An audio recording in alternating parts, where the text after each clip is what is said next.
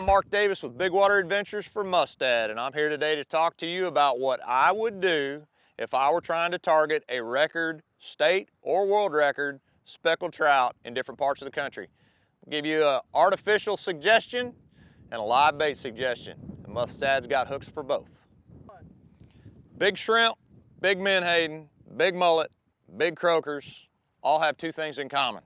They've got big in front of them, and speckled trout, especially big ones, absolutely love them. There's a lot of different ways that you can rig them depending on what part of the country you're in.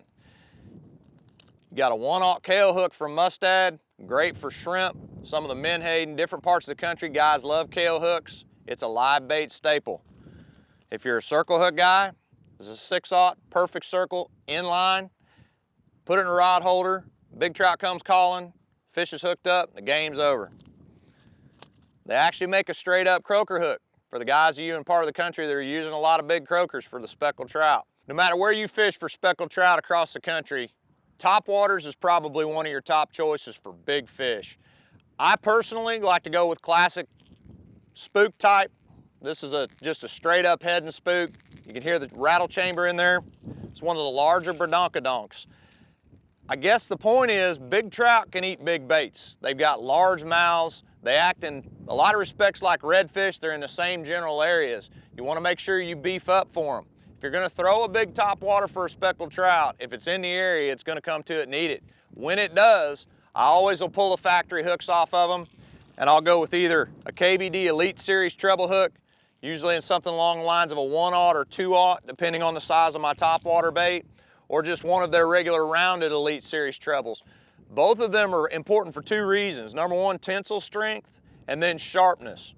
Big trout come up and eat a bait, and a lot of times they've got a really soft mouth, and you're not gonna stick them nearly as well as you would other species like a redfish or a snook or something like that.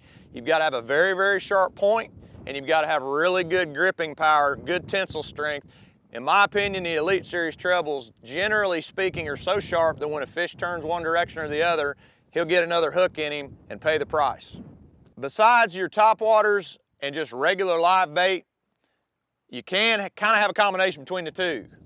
I love these big Paradise Popper Extremes. Reason, it's got a big chugging motion, it pops, it clacks, it sounds like fish that are feeding. By design and by necessity, big speckled trout are curious fish. When they hear something, they sense it, they'll come to it.